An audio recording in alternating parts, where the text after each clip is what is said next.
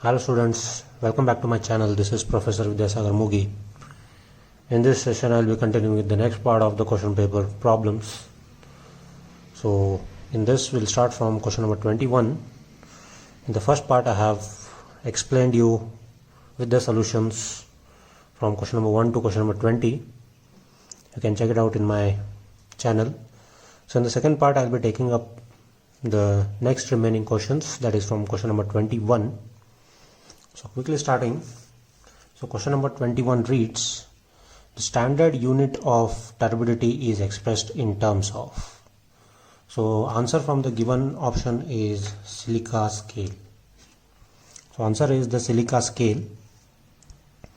So silica scale is with respect to the turbidity. So you can see here for turbidity we express in terms of silica scale, and the instruments used for measuring turbidity are Jackson's meter, Bailey's meter and nephelometer.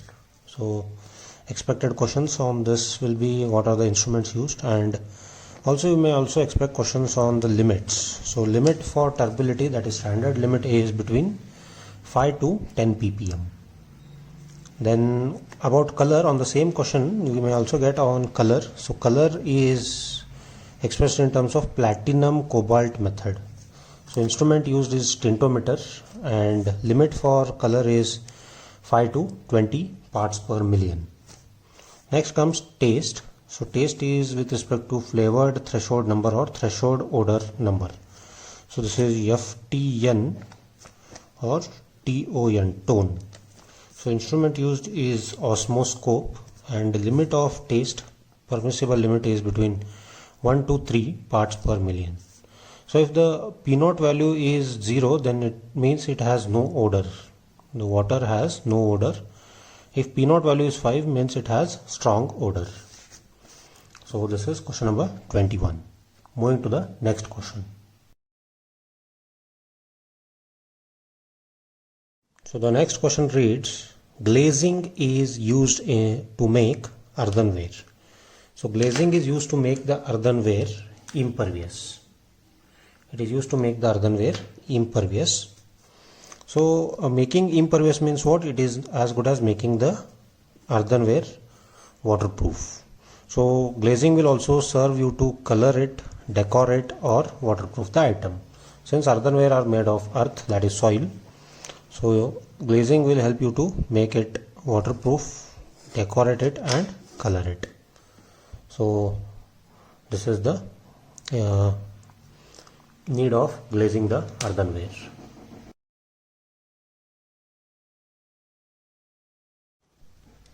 The next question reads, the type of pile which is driven at an inclination to resist inclined forces is known as. So from the given option, the correct answer is batter piles. Batter piles. So batter piles are provided to resist the forces in the resist inclined forces. Similarly, we'll have some more questions that you can expect on this is, so batter piles is used to resist inclined force. Similarly, anchor piles is used to resist uplift or inclined tensile forces in the surrounding ground. Similarly, friction pile is used in a situation where soil may be subjected to excessive settlement. So some expected questions, you may also expect questions on this. Sheet piles is used as a temporary or a permanent wall in construction industry. That is, it acts as an excavation support or soil retention. So some other questions on piles you may expect, that what is the minimum grade. So minimum grade required is M25, and about efficiency of pile group. So if pile group efficiency is greater than 100%, that is in case of what? Loose and medium sand. If pile group efficiency is less than 100%, then it is for dense sand and clays. And one more question you can expect here is the spacing of the piles. So spacing of the piles is generally taken 3 times the diameter of the pile when it is a friction pile. It is 2.5 times the diameter of the pile when it is end bearing piles. So questions again you can expect is 1 mark questions on determine the pile carrying capacity. So there are some formulas. So please go through this topic, pile foundation, very important topic. So these are some questions that are mainly asked. So apart from this, you can also expect questions on some other questions on piles, like the parameters of the battened piles, so that you have to study in deep. So problems on piles.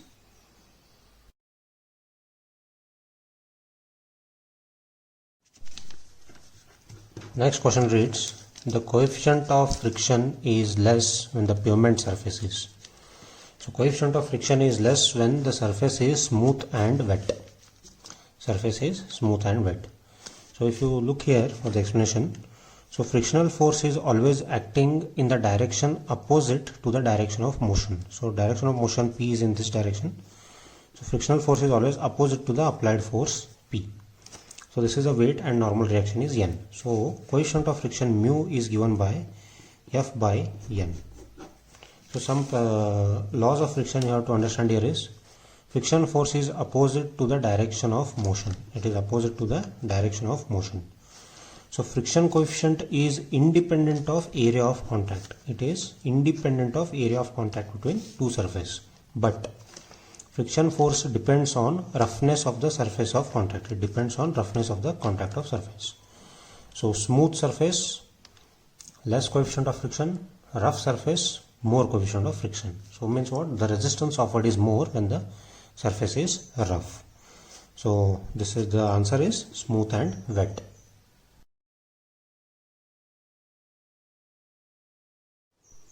Okay, so next question reads, the degree of indeterminacy of a propped cantilever is.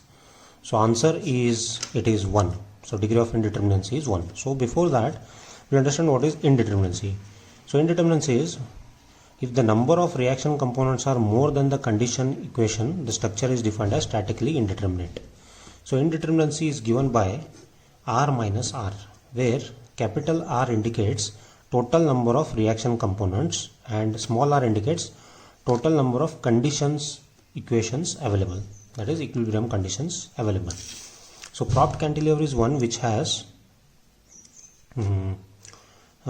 fixed support at one side and it is having a simple support on the other side.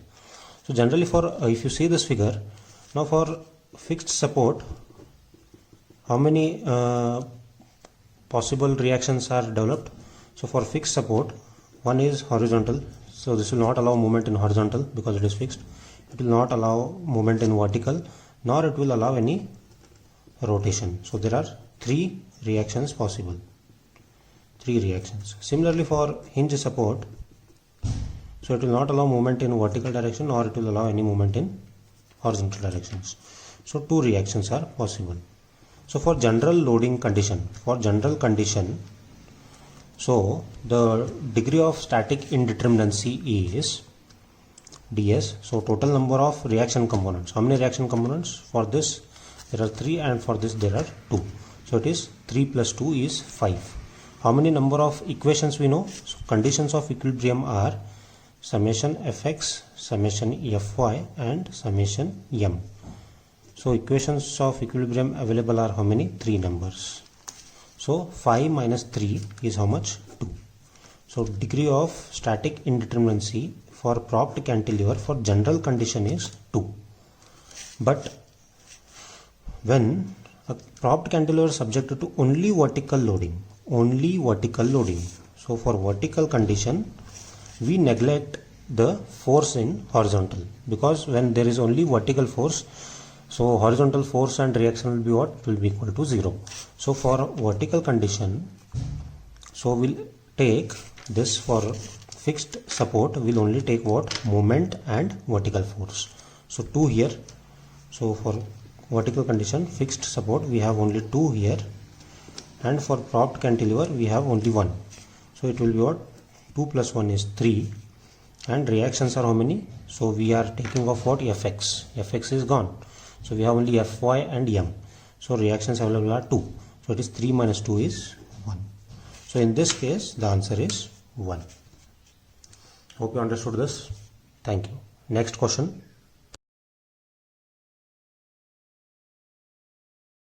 So next question reads, the effective length of a cantilever column is.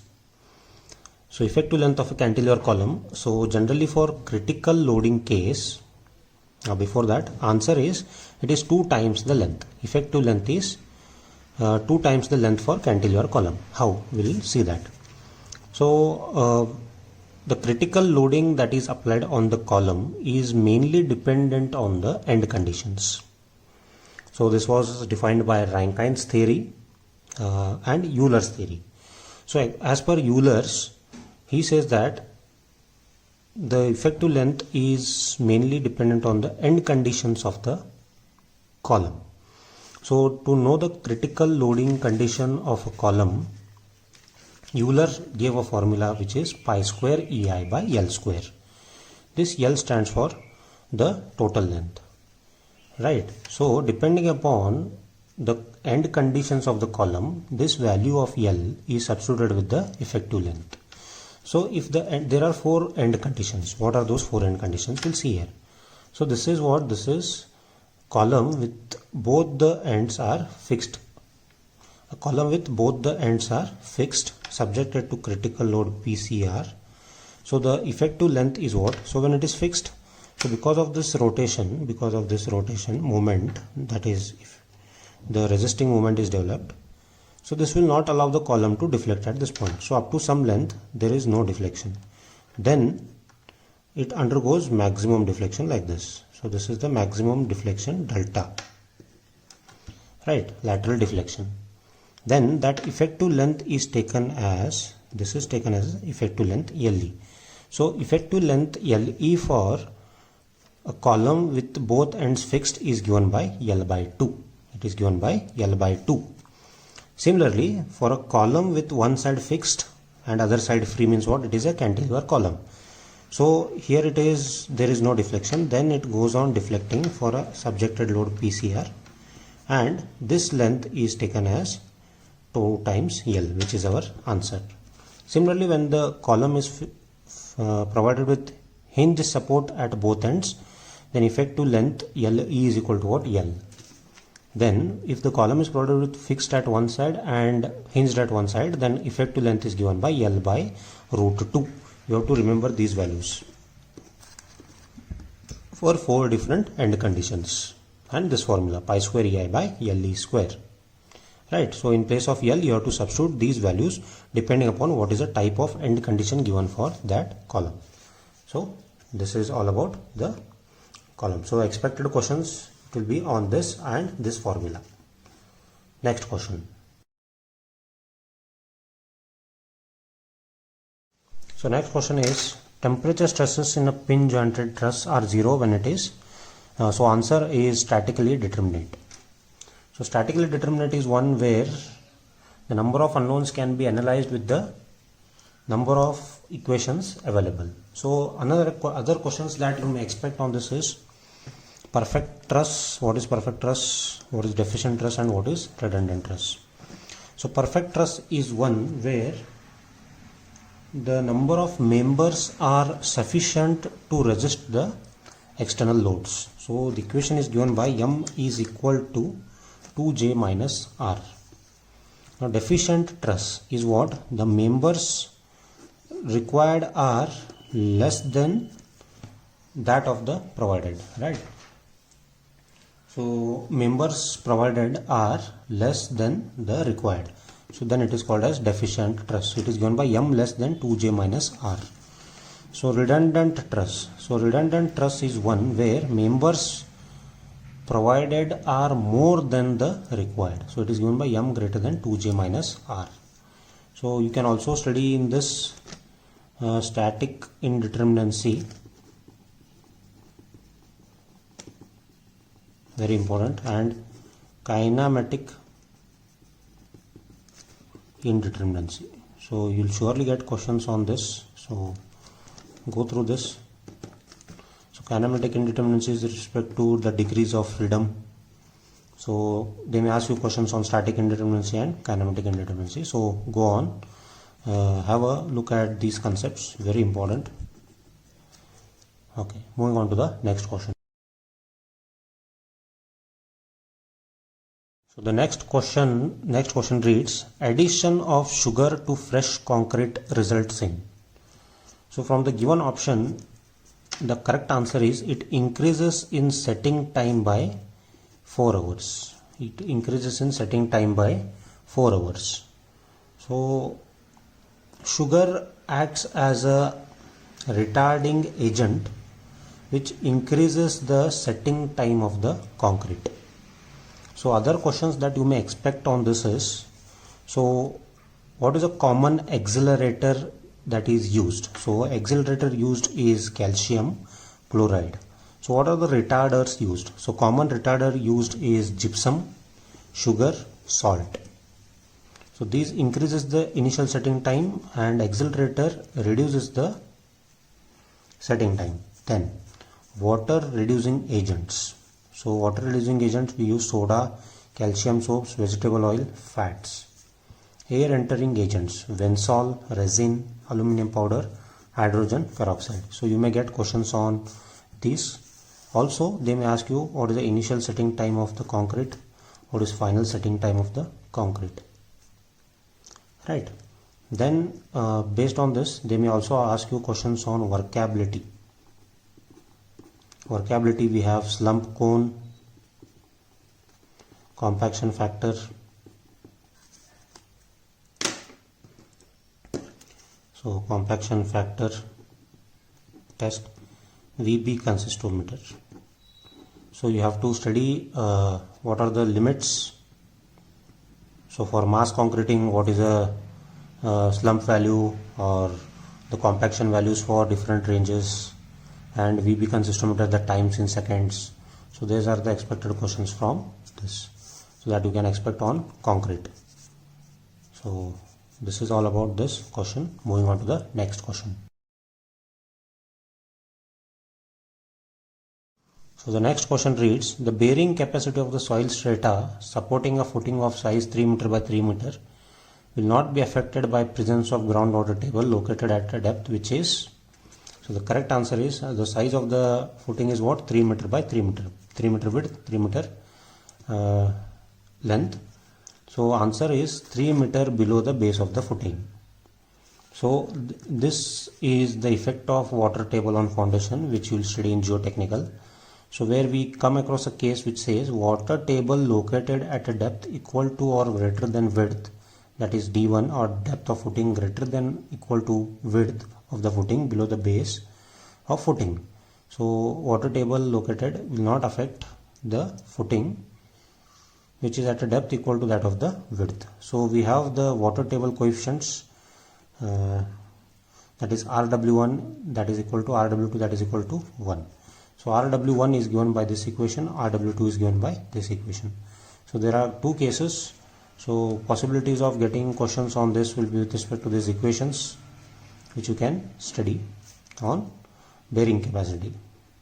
So this is about the bearing capacity, where you can also study what is safe bearing capacity, what is net safe bearing capacity, allowable bearing capacity. You may get questions on that. Moving on to the next question.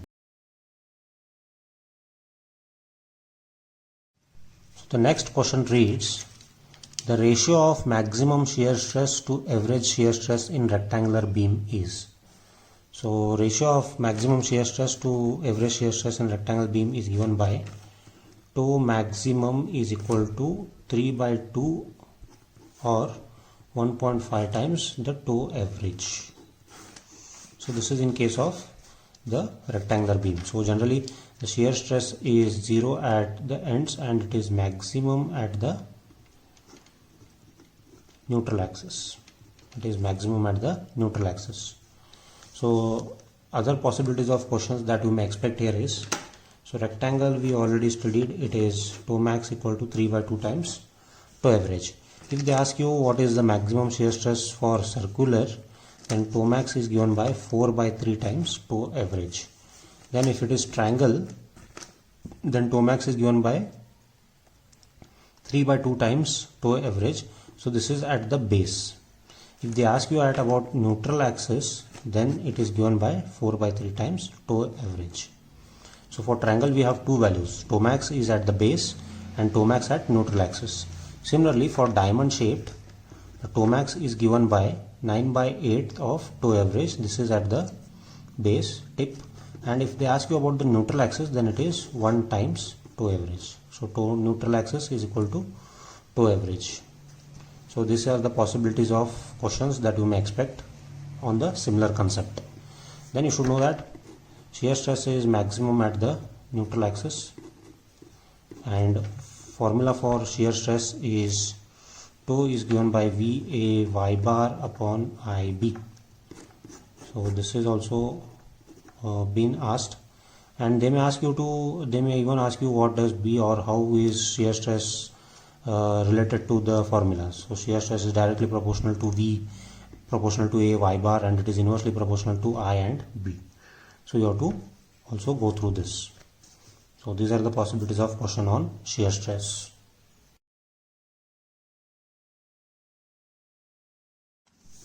So next question that is, compared to the level surface on a descending gradient, the sloping sight distance is. So from the given option, the correct answer is it is more. So compared to level surface on a descending gradient, the stopping sight distance is more. So level surface, so vision of the driver, similarly that compared to the sloping distance, it is greater on descending gradient. So descending gradient is this. So how can you find out from the formula is, so for level surface, safe stopping distance is given by V into T plus V square upon 2GF. For road with gradients, so ascending gradient or descending gradient or combination of both, so we make use of this formula, which is V into T plus V square upon 2GF. As it is, you have to just add plus or minus n. So plus stands for ascending gradient and minus stands for descending gradient. So n is, you have to take the values of this. And some more questions on safe stopping distances. They may ask you what is the reaction time of the driver. It is 2.5 seconds, and safe stopping distance is based on PIEV theory. So they may also ask you what is PIEV theory, and this PIV theory is completely based on this 2.5 seconds. So perception, intellectual, emotion, and this is visualization. So PIEV theory. So you have to study this. What is PIV theory? So based on this safe stopping distance. So also intermediate sight distance. What is intermediate sight distance? How is intermediate sight distance varying on lanes? So single lane, what is the value, and double lane, what is the value? So you have to study that. So these are the possibilities of questions which you may get on safe stopping distance. So also I would also like you to have a interest on highway geometric designs. So most of the concepts, if you go through highway geometric designs, you will cover all the questions related to the competitive exams. So highway geometric design is very important. So go through this highway geometric designs. Next question. So next question is, which is the best quality of coal? So the best quality of coal is anthracite. So best quality of coal is anthracite.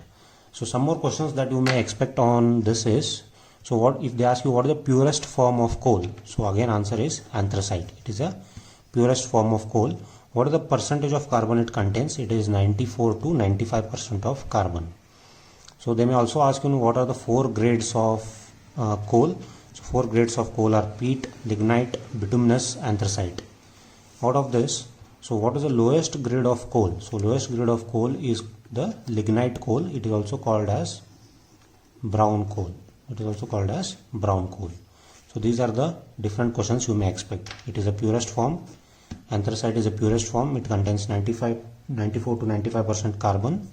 These are different grades of coal, and the lowest coal is the lignite coal. So different questions that you may expect on the same concept. Moving on to the next question.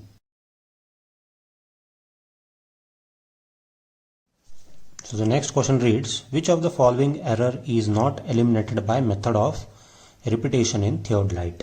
So the answer here is, it is error due to displacement of station. Moving on to the next question.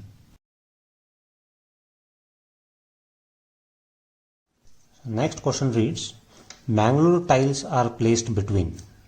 So Mangalore tiles are placed between. The correct answer is, it is batters. So batters, or they are also called as battens. They are also called as battens. So for the other options are, so explanation for those, purlins. What do you mean by purlins? So purlins are nothing but they are the horizontal beam along the length of the roof resting on the principal rafters. Principal rafters. What do you mean by rafters? So rafters are nothing but they are the structural components used as a part of the roof construction. What do you mean by posts? Post, it is a central vertical post used in the architectural design working in tension, and battens used to provide the fixing points for roofing materials. So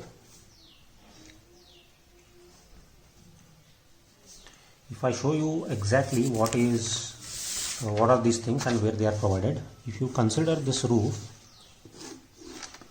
so if this is a truss member, like this.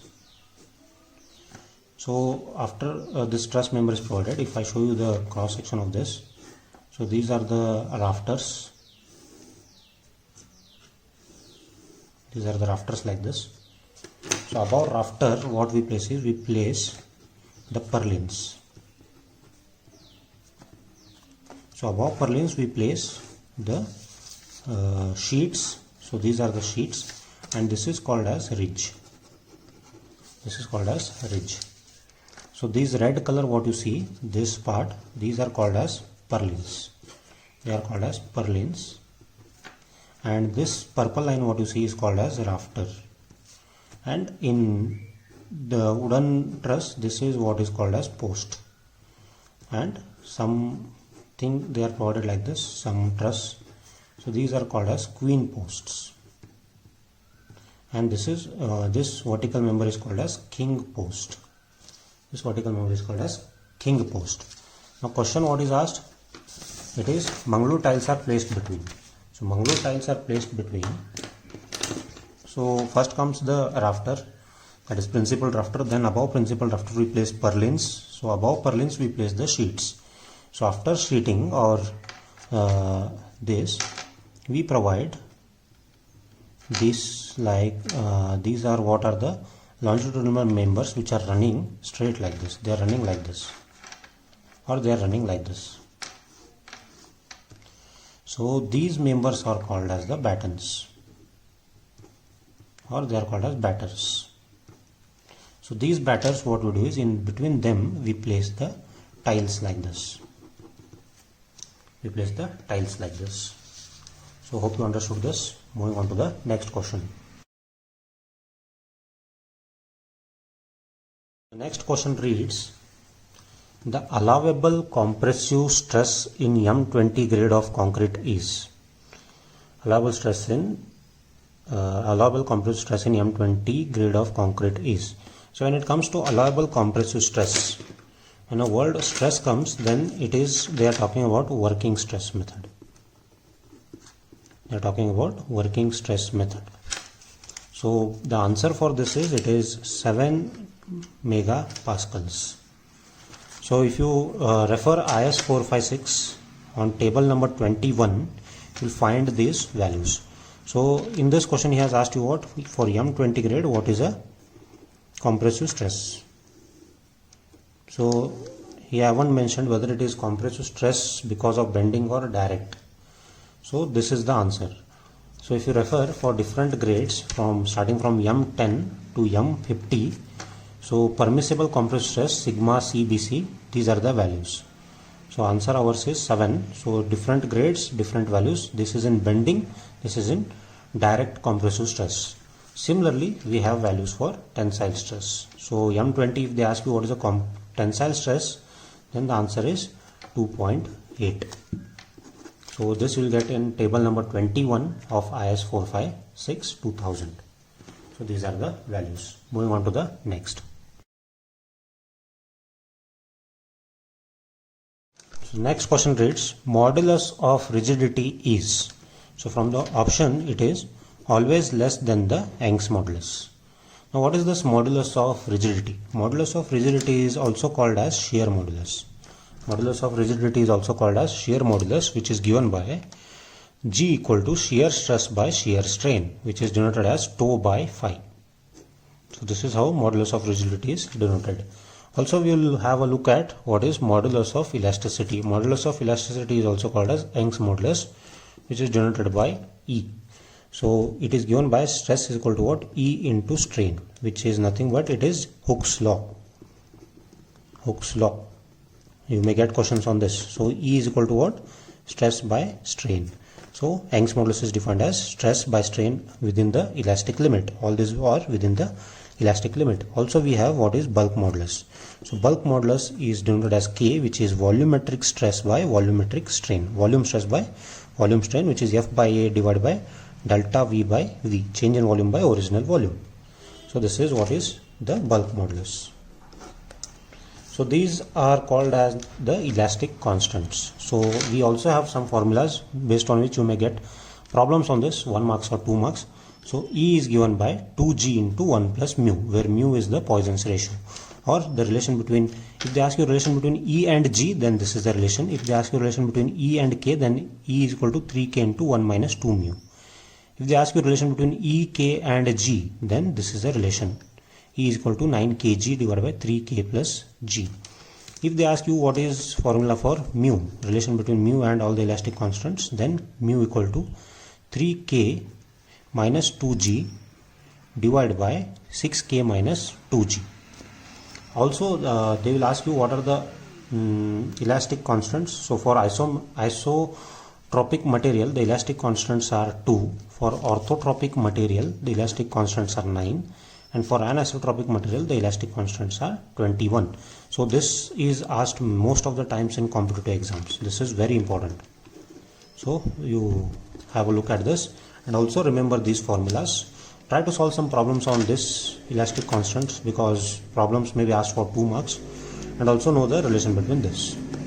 So this is very important. So hope you are clear with this. Moving on to the next question.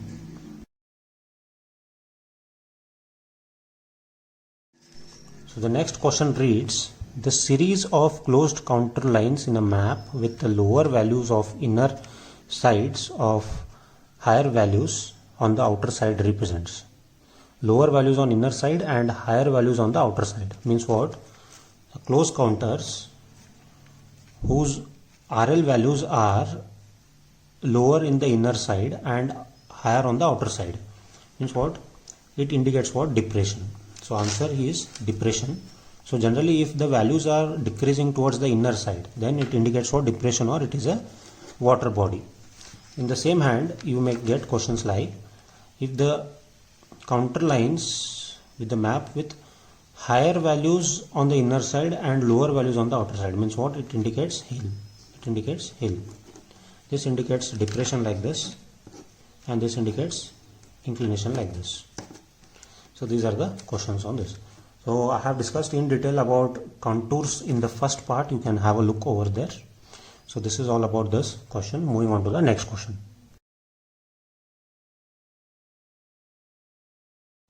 So next question reads, the degree of indeterminacy in portal frame, single bay, single storied, fixed at both support is. So previously I discussed what is indeterminacy.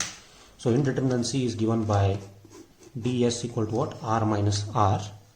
So if you see the fixed support, so this have one reaction, one horizontal reaction and moment. Similarly vertical reaction, horizontal reaction and moment. So how many reactions here? There are 3 reactions here, 3 reactions here. So 3 plus 3, 6 reactions, 6 reaction components. And how many equations of equilibrium we have? We have 3. So 6 minus 3 is 3. So answer is 3. So this is what is degree of indeterminacy. Again I'll repeat, they may also ask you, determine the kinematic indeterminacy of the same portal frame. Kinematic indeterminacy of same portal frame. So kinematic indeterminacy of portal frame is, it indicates the degrees of freedom. So for fixed support we don't have any degrees of freedom. Fixed support is having 0 degrees of freedom. So 0 degree of freedom, 0 degree of freedom, and here so it has 3 degrees of freedom, so 3 degrees of freedom. So 6 minus 3 is again 3. So kinematic indeterminacy also is 3. I will not discuss much in detail here. Also you have look at the concept of kinematic indeterminacy. Thank you. Moving on to the next question. So the next question reads, the CBR test surcharge weights are used to. So CBR test is called as the California bearing ratio test, which is done to check the bearing capacity of the soil which is to be used for the pavement construction. So CBR test, for this the correct answer is to simulate the effect of overlying pavement. So if this is the mold, we fill the soil in different layers by giving compaction for each layer, and we place the load like this, and then we apply load here. So the surcharge weight acts as what? It acts as a simulator which affects the overlying pavement. It simulates the effect of overlaying pavement. So already the soil is having the pavement, so above that pavement the load is going to act, that is a vehicular load. So that pavement, flexible pavement or rigid pavement, is what we keep it as a surcharge weight here, which acts as a pavement in case of the test. So California, some questions what you can expect on California bearing ratio is, so the CBR value of 2.5 mm is always greater than the CBR value of 5 mm. So generally for design we take the CBR value of 2.5. So CBR value of 2.5 is taken for design. So CBR value of 2.5 is always greater than CBR value of 5 mm. Remember this. And CBR is calculated by pressure measured on site divided by standard pressure into 100. So some standard values for CBR are, if you are measuring in terms of the weight, then it is taken as 1370 kg for 2.5 mm penetration, and for 5 mm penetration we take 2055 kg. And if you are taking in terms of pressure, then for 2.5 mm we take as 70 kg per centimeter square, and for 5 mm we take it as 105 kg per centimeter square. So these are the possible questions that you may expect on CBR value. So CBR is nothing but it is California bearing ratio. Moving on to the next question. Next question reads, the optimum moisture content or OMC and maximum dry density MDD are determined for the soil sample in which type of test? So our answer is, it is compaction test. So OMC and MDD are obtained from the compaction test. So if you plot a graph for OMC and MDD, so for maximum dry density, what is the optimum moisture content? This is what we plot. So some possible questions that you may expect on compaction test are, so we have two types of compaction, that is light compaction, or it is called a standard Proctor, or modified Proctor, or heavy compaction. So they may ask you the weight of the hammer for standard Proctor. It is 2.6 kgs, and what is the height of fall? It is 31 centimeters. So if in case of heavy compaction, what is the weight of the hammer? It is 4.9 kgs and height of fall is 45 centimeters. So here we go for 3 layers, and here we go for 5 layers. Here 3 layers and 5 layers. So this is the possible questions, and they may also give the graph. So this is the graph for standard Proctor. This is a graph for modified Proctor. It shifts a little bit this side. Then based on this we have some more values of graphs. So high plastic clay, it is very less. Low plastic clay, it is little bit more than this. Low plastic silt, well graded. So these are the different plot for different types of soil.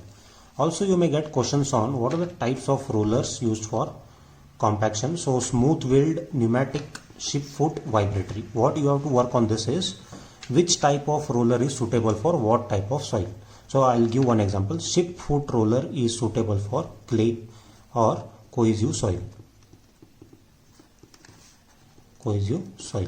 Likewise, you should know vibratory roller is suitable for what type of soil, pneumatic roller is suitable for what type of soil, and smooth wheel is suitable for what type of soil. So you will definitely get question on this. Definitely you will get question on this.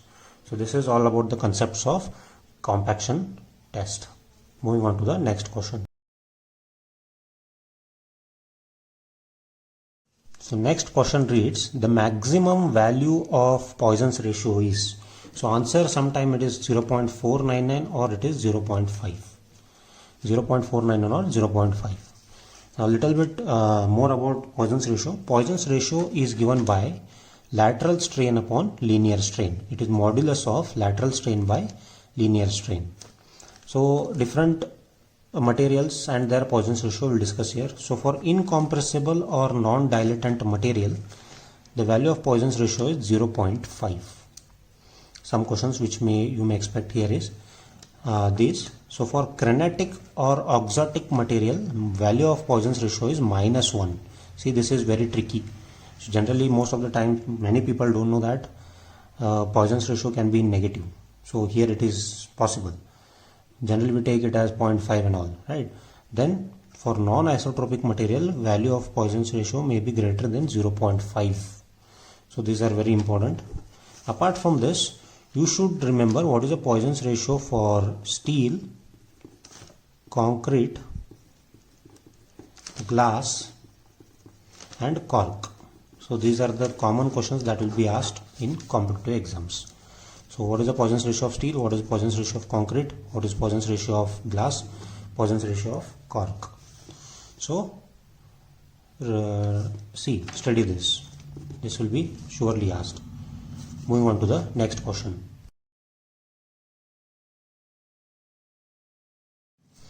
So next question reads, as the grade of concrete increases. So from the given option, the correct answer is the strain capacity remains constant. So if you look from the graph, so this is stress versus strain. So when the load is applied initially up till the strain of 0.02, the curve is parabolic. It is parabolic. Then when the load increases after it crosses a strain of 0.02, it becomes straight line. It becomes straight line. Means the strain capacity remains constant as the grade goes on increasing. As the grade goes on increasing. So answer is strain capacity remains constant. So some questions that you may expect on concrete are again based on mixed proportion. So what is the mixed proportion for YM10? It is 1:3:6. YM15 is 1:2:4. YM20 is 1:1.5:3. YM25 is 1:1:2. Then what will be the percentage strength gain for the concrete over the days? You may expect for 3 days it is 40%, for 7 days it is 65%, for 14 days it is 90%, for 28 days it is 99%. So these are some of the questions that you may expect on concrete. Moving on to the next question. So the next question reads, the standard size of a cube used for testing mortar strength. See, concentrate. He is asking size of the cube for testing mortar strength. Don't get confused. So it is, the correct answer is 70 mm by 70 mm.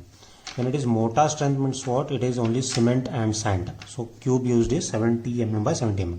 In actual it is 70.6 mm by 70.6 mm. Some say this, some take 70 by 70 directly.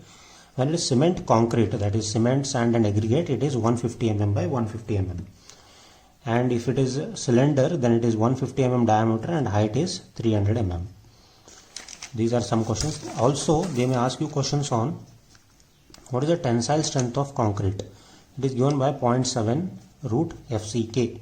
If it is modulus of elasticity of concrete, it is 5000 root FCK. Don't get confused with 5700 root FCK and 5000 root FCK. 5000 root FCK is for RCC. 5700 root FCK is for pre-stressed concrete. So here it is 5000 root FCK. And maximum cement content as per IS 456 is 450 kgs. For minimum cement content, refer IS 456. Refer IS 456, and those are dependent on the exposure conditions. So that table you make thorough. You may also get questions on that. And minimum grade for PCC is M10. Minimum grade for RCC is M20. So concrete is categorized into three. That is ordinary concrete. It is between M10 to M20. Standard is M20 to M55. High strength is M55 to M80. So hope you are done with these things. So still dig deeper on RCC. We'll get some more questions. So these are the standard questions that you may expect on concrete. Moving on to the next question. So the next question reads, which of the following is a unit of stiffness? So the correct option is kilonewton meter per radian. So firstly, we'll understand what is stiffness. Stiffness is the extent to which the object resists deformation in response to the applied force. So if I take a circular element and if I apply movement, so the resistance offered for unit rotation, so that is originally if this is theta, so resistance offered for this moment is what is called as the stiffness. So K is given by M moment divided by theta. So moment is what? It is kilonewton meter and theta is in radians. So unit is what? It is kilonewton meter per radian. So that is your answer. Moving on to the next question. So next question reads, the principal diagonal element of the stiffness matrix are always. So principal diagonal elements of the stiffness matrix are always positive and non-zero. They are always positive and non-zero. So stiffness matrix are always positive and non-zero. And one more case, if the diagonal matrix will be 0 or negative only if the structure is unstable. Diagonal terms will be 0 or negative only if the structure is unstable. So moving on to the next question. The next question reads, point of contraflexure indicates. So point of contraflexure indicates what? From the given option, the correct answer is change in curvature. So point of contraflexure means what? When the bending moment changes its sign from positive to negative, or when the bending moment is 0, then that is called as point of contraflexure. When the bending moment is 0, it is called as point of contraflexure, or when the bending moment changes its sign from plus to minus, then it is called as point of contraflexure. So some more questions that you may get on shear force and bending moment are these. So point where shear force is 0 means what? Point where shear force is 0, then bending moment is maximum. When bending moment is 0, then it is point of contraflexure. Shear force between 2 point load is what? It is constant. Bending moment between 2 point load is linear. Shear force between 2 points of UDL is linear. Bending moment between 2 points of UDL is parabolic. Shear force between 2 points of UVL is parabolic. See here, bending moment between 2 points of UDL, uniformly distributed load, is parabolic, whereas shear force for between 2 points of uniformly varying load is parabolic. Most of them gets confused here. Remember this. Bending moment between 2 points of uniformly varying load is what? Cubic parabola. Then span where bending moment is constant, shear force is 0. You will definitely get questions on these standard conditions. And also remember this. So y is standing for deflection. So if I take the differentiation of y, then it becomes slope. If I take differentiation of slope, I'll get moment. If I take differentiation of moment, I'll get shear force. If I take differentiation of shear force, I'll get load. So these are directly varying. So remember this. Some questions that you may expect on these points. So y is deflection. If I take differentiation of y, I'll get slope. Differentiation of slope, I'll get moment. Differentiation of moment, I'll get shear force. Differentiation of shear force, I'll get load. So these are the different questions that you will be expecting. Moving on to the next question.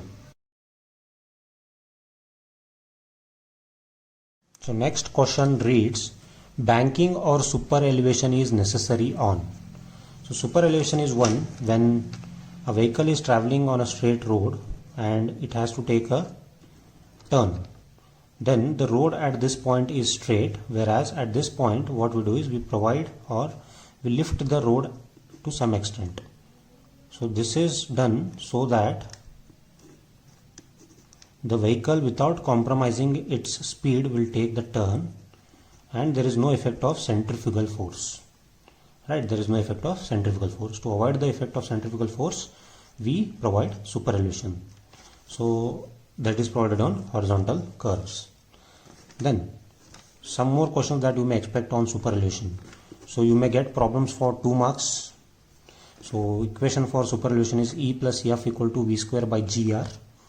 When they ask you the design super elevation or for mixed traffic, super elevation at mixed traffic, then the equation is given by 0.75 times V whole square by GR or V square by 225R. So when I say design super elevation, it is designed for 75% speed. So this is also one question that you may expect. So super elevation design is done for what?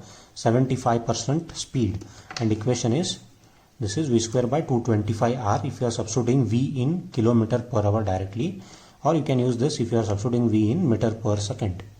Also, as per IRC, Indian Road Congress, the maximum value of E is 0.07 and lateral coefficient of friction is 0.15.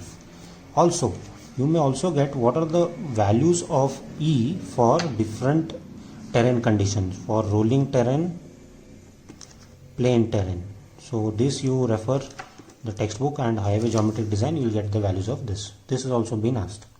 So this is about the super elevation. Moving on to the next question.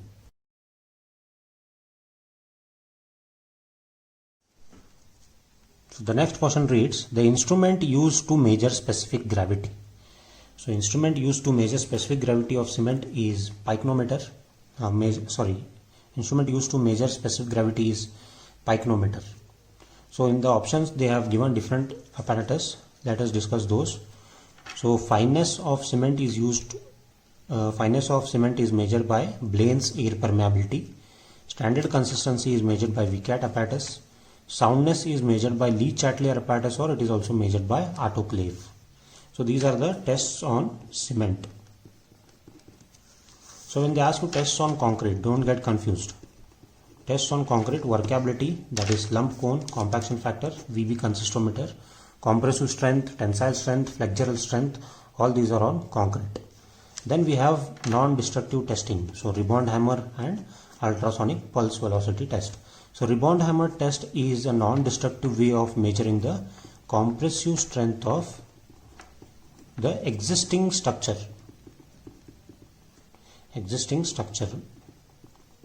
Compressive strength of concrete of existing structure, right? So without disturbing its structural stability. So here non-destructive testing. So these are the other questions that you may expect on this. Moving on to the next question. The next question reads, the minimum compressive strength of masonry bricks as per IS 1905 is. So correct option is 3.5 MPa megapascal. So other questions that you may expect: compressive strength of first class brick, it is 105 kg per centimeter square, or sometimes it is given as 10 Newton per mm square. This is 7 Newton per mm square and not less than 3 Newton per mm square. So you may expect some other questions on this. So first class bricks 105 kg or 10 Newtons, second class brick 70 kg or 7 Newtons, common building 3.5 kg or 3 Newton per mm square. So this is after soaking the brick for 24 hours. This is for soaking the bricks after 24 hours. Okay, moving on to the next question.